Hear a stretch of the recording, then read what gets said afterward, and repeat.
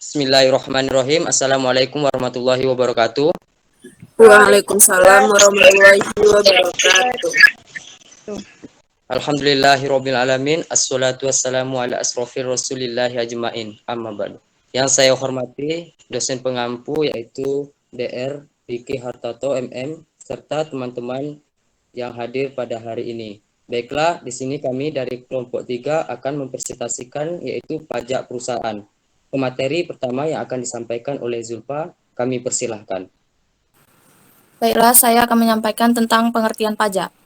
Pajak adalah prestasi yang dapat dipaksakan sepihak oleh terutang kepada penguasa menurut norma-norma yang ditetapkan secara umum, tanpa adanya kontraprestasi dan semata-mata digunakan untuk menutup pengeluaran-pengeluaran umum.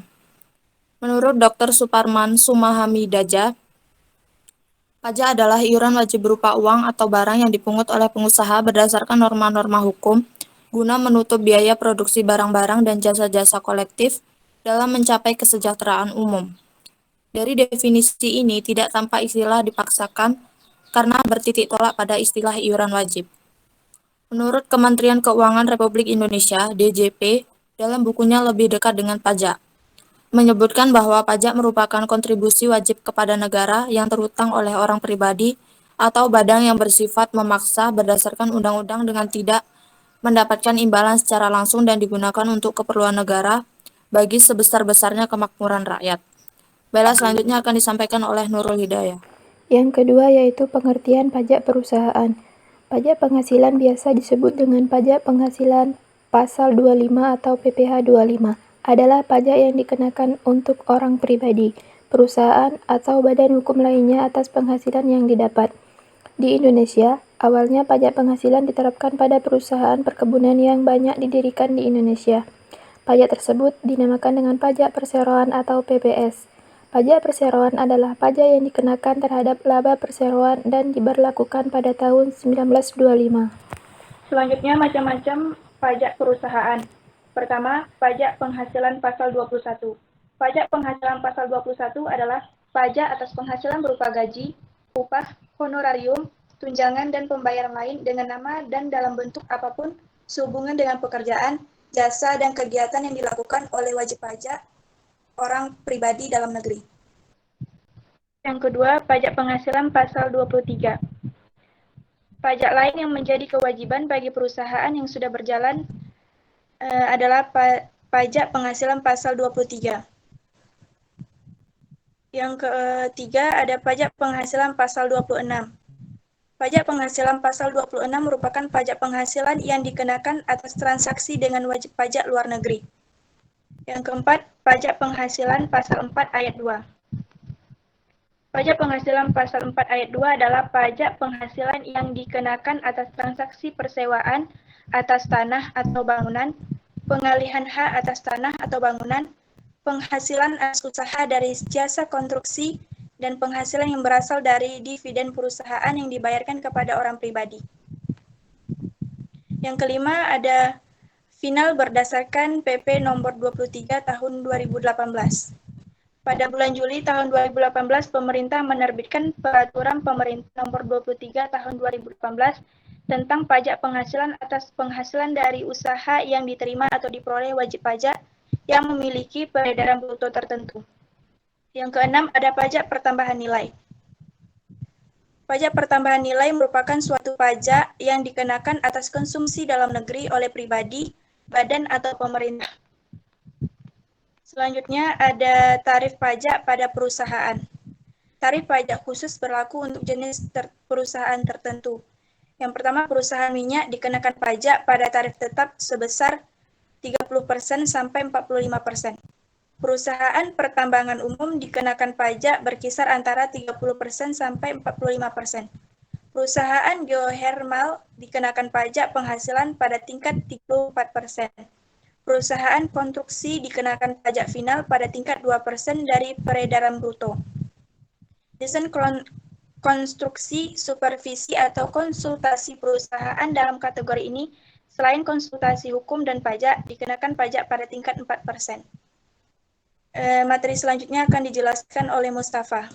Baik, yang B yaitu analisis penerapan pajak pertambahan nilai pada PT Indofood Free-Tole Makmur Tbk Cabang Medan. 1 yaitu pengertian subjek dan objek pajak pertambahan nilai. Sebagai dirumuskan di dalam pasal 1 angka 14 dan 15 UU PPN 1984 yang termasuk di dalam subjek pajak ialah pengusaha dan perusahaan kena pajak. Pengusaha adalah orang atau badan yang dalam kegiatan usaha pekerjaan menghasilkan barang, mengimpor dan mengekspor. Adapun subjek pajak pertambahan nilai antara lain yang pertama yaitu seperti pengusaha kena pajak PKP, dan yang kedua itu seperti perusahaan kecil yang memiliki usaha dilakukan sebagai pengusaha kena pajak, dan yang ketiga itu seperti orang pribadi atau badan yang memanfaatkan barang kena pajak PKB atau JKP. Dan yang keempat itu adalah orang pribadi atau badan yang melakukan pembangunan rumah sendiri dengan persyaratan tertentu. Objek pajak pertambahan nilai sesuai dengan pasal 4 yaitu seperti barang kena pajak dan jasa kena pajak. Objek pajak pertambahan nilai dikenakan atas. Yang pertama yaitu penyerahan barang kena pajak di dalam daerah PBN yang dilakukan oleh pengusaha. Yang kedua yaitu impor barang kena pajak. Dan yang ketiga yaitu pengusaha jasa kena pajak yang dilakukan oleh pengusaha. Dan yang keempat yaitu pemanfaatan barang kena pajak tidak terwujud dari luar daerah PBN di luar daerah PBN. Pemanfaatan jasa karena pajak dari luar daerah PBN di luar PBN. Yang ke-6 yaitu ekspor barang kena pajak, dan yang ke-8 itu kegiatan membangun sendiri dilakukan tidak dalam kegiatan usaha atau pekerjaan orang lain. Dan yang kedua yaitu karakteristik pajak pertambahan nilai. Pajak pertambahan nilai merupakan pengganti pajak penjualan yang dimiliki karakteristik positif yang tidak dimiliki oleh pajak penjualan, yaitu seperti pajak tidak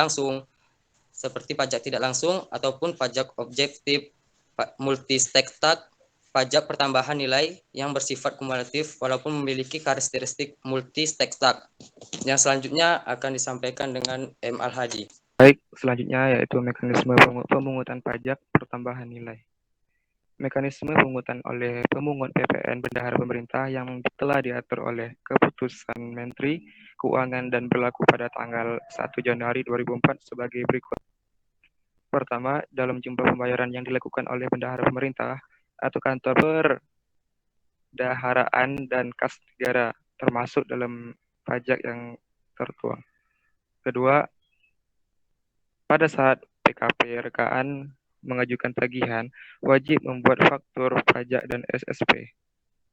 Ketiga, faktur pajak dan SSP merupakan bukti pemungutan dan penyetoran PPN. Keempat, pemungut PPN wajib memungut pajak yang terutang pada saat pembayaran. 4. Pembedaraan wajib setor paling lambat 7 hari setelah bulan dilakukan pembayaran atas tagihan.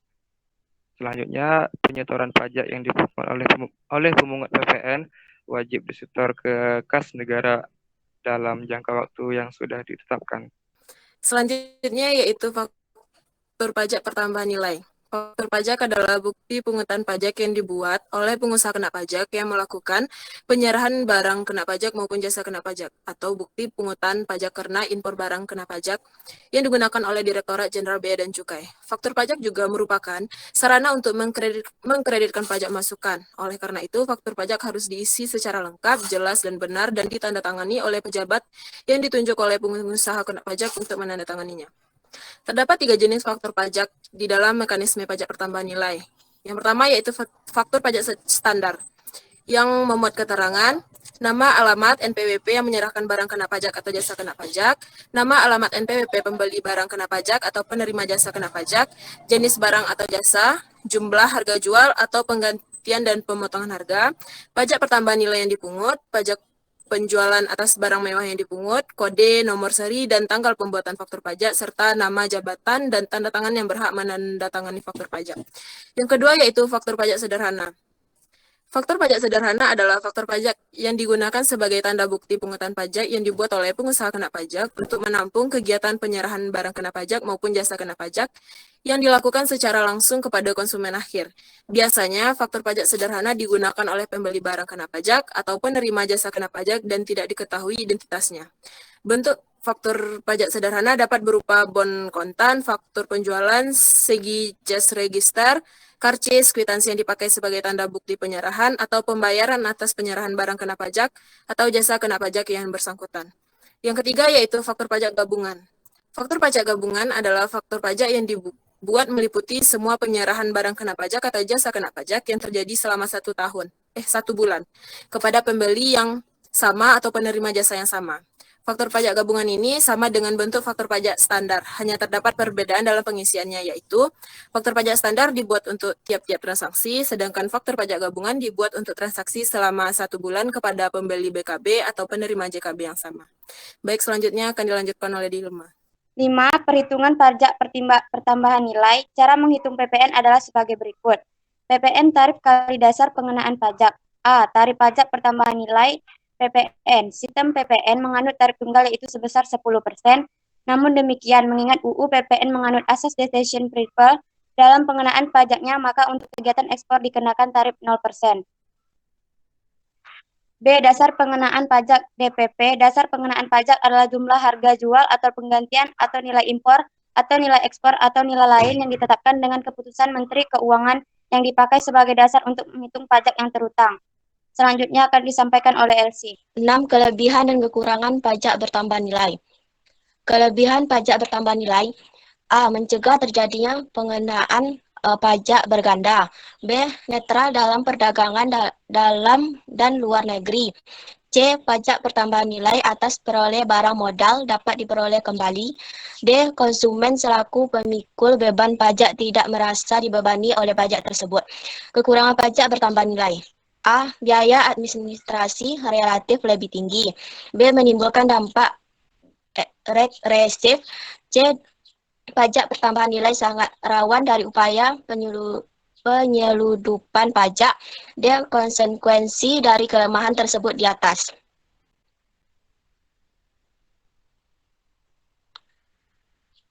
Tujuh. Pengkreditan pajak masukan. Menurut Waluyo, mekanisme pengkreditan pajak masukan yaitu A. Pajak masukan yang telah dibayar oleh pengusahaan kena pajak pada waktu peroleh atau impor barang. B. Pengkreditan pajak masukan terhadap pajak keluaran tersebut harus dilakukan dalam masa pajak yang sama. C. Perhitungan pajak pertambahan nilai yang harus dibayar dan disetor oleh pengusaha. D. Apabila dalam satu masa pajak keluaran lebih besar daripada masa masukan. E. Pajak masukan yang akan dikreditkan. Selanjutnya akan dilanjutkan oleh Wahyu R. Palisa. Baiklah, menjelaskan tentang pelaporan pajak terutang. Berdasarkan Undang-Undang Nomor 42 Tahun 2009 yang mengatur saat penyetoran pajak yang terutang dan saat penyampaian SPT masa PPN sebagai berikut. Yang pertama, penyetoran PPN yang merupakan hasil pengkreditan pajak masukan dengan pajak keluaran oleh PKP dilakukan paling lama aktif bulan berikutnya setelah berakhirnya masa pajak dan sebelum SPT masa PPN disampaikan. Yang kedua adalah SPT masa PPN disampaikan paling lama akhir bulan berikutnya setelah berakhirnya masa pajak. Baiklah, mungkin cukup itu saja penjelasan kami dari kelompok 3. Jika ada kata-kata yang kurang jelas atau kurang paham, kami dari kelompok 3 mohon maaf. Saya akhiri dengan wabillahi taufik wal hidayah. Wassalamualaikum warahmatullahi wabarakatuh.